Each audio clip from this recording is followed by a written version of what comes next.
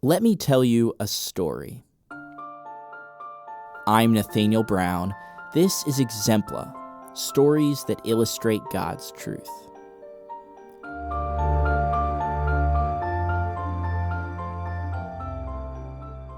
It's the fall of 2020. Everything is shut down. Everyone is wearing a mask. And yet here we are, my wife and I, walking into another stranger's house. But we're not here to make friends or enemies. We're house hunting.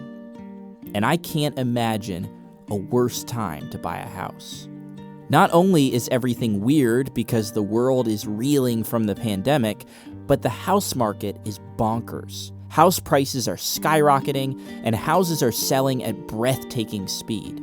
People who have been realtors for years say they've never seen anything like it. It's a great time to sell and a bad time to buy. But here we are. The problem is, we're outgrowing our little townhouse. It's been a wonderful home, but the 2 bedrooms and tiny backyard just aren't going to cut it much longer. Our kids are quickly growing up, and we need to expand. We have a wish list of what we want in this new house of ours. We want at least 3 bedrooms. We want 2 full bathrooms. We want a nice, big, fenced-in backyard. We want it to be in a non-sketchy part of town, preferably not on a main road. And of course, we have a certain amount we can afford to pay. We tell our realtor what we're looking for. He starts searching and making suggestions. We also start searching. We get an app that lets us search the listings in our area. We spend hours poring over those listings and refreshing again and again to see if anything new has popped up. Towards the beginning of the house hunting process, we come across a house that seems to check all the boxes. According to the listing, it has 4 bedrooms, 2 full baths, and a nice fenced-in backyard. It's also on a quiet street. Everything looks good, so we send the address to our realtor to see what he thinks. He messages us and says that even though the house is just now showing up in our searches, it's already under contract. Someone beat us to it. It's not the only time that happens. We get better at searching and come across an app that shows us new listings more quickly. Still, there are times we ask our realtor about a property, and by the time he responds later that day, the house is already under contract. It's insane. We do view some houses. We see some things we like, and lots of things we don't like. I remember leaving one house and my wife commenting that whoever took the pictures for that listing should get a raise because they made the house look way better than it looked in real life. We see strange floor plans and questionable decor choices, but more importantly, none of the houses we see check all the boxes. Some have only 1 bathroom. Some have a non-existent backyard. Some are just out of our price range. I try to be hopeful, but after a couple of months of fruitless searching, I start to wonder if we need to knock some things off our wish list. I don't want to settle, but maybe we need to. Maybe that perfect home we have dreamed up just doesn't come in our price range. One day, early in the morning, my wife is checking the app for new listings and tells me excitedly that a house is back on the market. It's the one from back at the beginning that seemed to check all the boxes, but was under contract before we could go see it. Now, according to the app, it's available again. We text our realtor immediately. He tells us the house is available, and he schedules a viewing for later that morning. The reason the house is back on the market is pretty odd. Back when it was on the market before, someone made an offer on the house, but their offer was contingent on them selling their house. Apparently, that sale fell through, and they withdrew the offer. Our realtor tells us that in a seller's market, it's odd that the seller's realtor agreed to a deal like that, since she could have probably sold the house to someone else very quickly. We don't care why she did it. We're just glad it's back on the market, and we want to go see it before someone else snatches it up. We're excited and a little nervous as we drive up. It's a nice-looking house with a cute little front porch and a carport. We don't necessarily need a carport. but it might be nice. We walk in the front door and start to check things off the list. 3 bedrooms, 2 full bathrooms, beautiful backyard. There are also some things that aren't on our list. The living room has beautiful woodwork with hooks and cubbies where we can put our shoes and hang our coats. The kitchen has a beautiful granite countertop and lots of counter space. There's a second living area that could be a great place for the kids to play. There's even a chicken coop in the backyard. And if we want them, 2 chickens. None of those things were on our checklist, but they feel perfect for us. The price is right. Everything is right. We hardly even have to discuss it. We want to put in an offer on this house. So that day, the very day the house went on the market, we make an offer. A month later, it's pouring down rain when my wife and I drive up to our new house, keys in hand. In the downpour, we're thankful for that carport. We make our way inside and start cleaning and tidying to prepare for our move the next day. As we work our way through the house, everything feels so perfect. This is the perfect house for us. We talk about all the things that had to happen to get us here. It's a pretty cool chain of coincidences. As we start to tell the story to others, it slowly begins to dawn on me that there are many ways I can tell the story of how we ended up in this perfect house. But maybe there's only one right way to tell the story.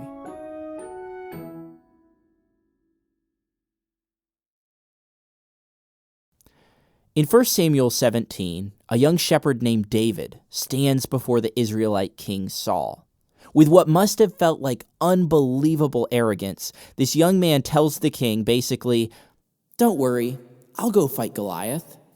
Saul responds, "Thou art not able to go against this Philistine to fight with him, for thou art but a youth, and he a man of war from his youth."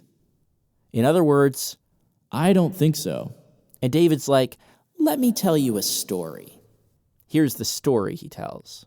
"Thy servant kept his father's sheep, and there came a lion and a bear and took a lamb out of the flock. And I went out after him and smote him and delivered it out of his mouth. And when he arose against me, I caught him by his beard and smote him and slew him. Thy servant slew both the lion and the bear, and this uncircumcised Philistine shall be as one of them, seeing he hath defied the armies of the living God." If I had killed a lion and a bear single-handedly, that's a story I'd want to tell. Suddenly, this little shepherd boy seems a bit more impressive.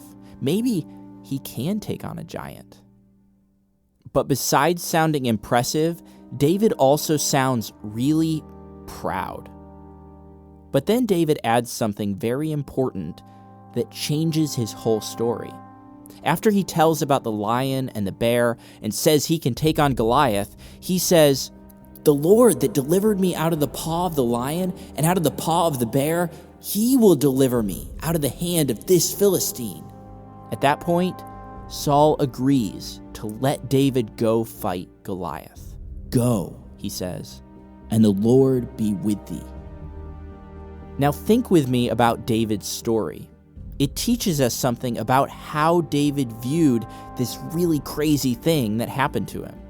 The first person you tell every story to is yourself. And the way you tell that story in your own mind will shape how you tell it to others. When David looked back on his experiences with the lion and the bear, he wasn't saying, "Wow, I really nailed that one, huh?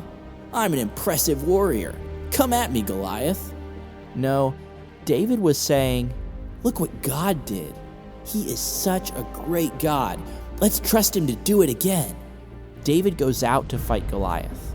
Goliath laughs at him and says basically, "Come on, give me your best. I'm going to feed you to the birds."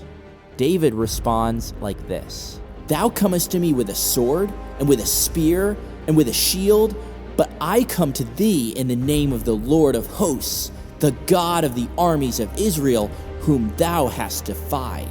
This day will the Lord deliver thee into mine hand, and I will smite thee and take thine head from thee, and I will give the carcasses of the hosts of the Philistines this day unto the fowls of the air and to the wild beasts of the earth, that all the earth may know that there is a God in Israel.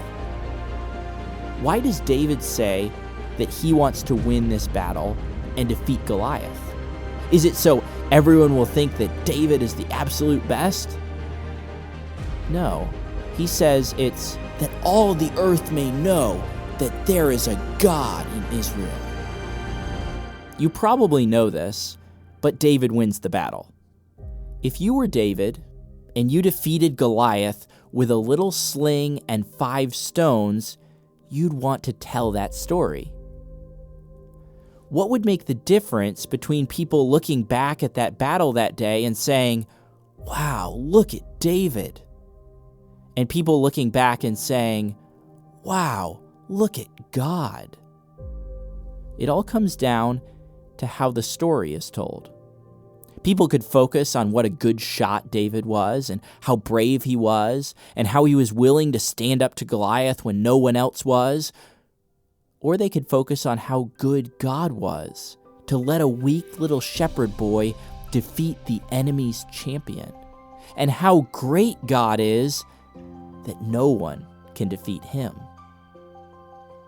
David could take the credit, or he could recognize that the credit always needs to go to God. Every good gift and every perfect gift is from above, and cometh down from the Father of lights, with whom is no variableness, neither shadow of turning. A man's heart deviseth his way, but the Lord directeth his steps. Who deserves the credit for us deciding to go for it and buy a house in the crazy housing market of 2020, not knowing that in the next 3 years it would get even crazier? Who deserves the credit for a realtor making the strange decision to accept an offer that was contingent on another house selling? Who deserves the credit for that contingent offer falling through at just the right time? Who deserves the credit for us being the first to make an offer on the house when it came back on the market? Who deserves the credit that we didn't get caught in a bidding war like so many other house buyers that year? Who deserves the credit for finding us just the right house at just the right price? I didn't get it at first, but as time went on and I realized just how perfectly it had all fit together, my mindset started to shift, and I started to realize how the story needed to be told. The story of my wife and I finding the perfect house is not a tale of happy accidents, fortunate timing, or lucky breaks. It's a story about the goodness of God. We all have them, stories where things seem to work out just perfectly. It's crazy and cool, and we can all too easily leave God out of it.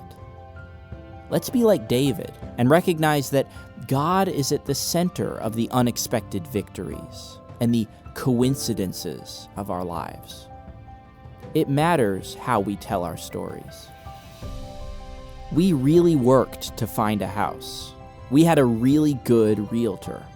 But the real reason our family ended up in the perfect house is that we have a really great God. It's been almost 4 years now, and we've settled in beautifully to this house God found for us.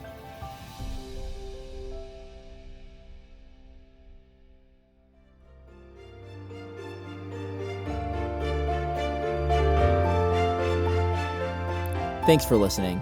If you're interested in a captioned version of the podcast, you can now find that on YouTube. Just go to YouTube and search Exempla Podcast. No spaces, just Exempla Podcast. Also, a reminder that you can find Exempla on Facebook and Instagram as @NBExempla.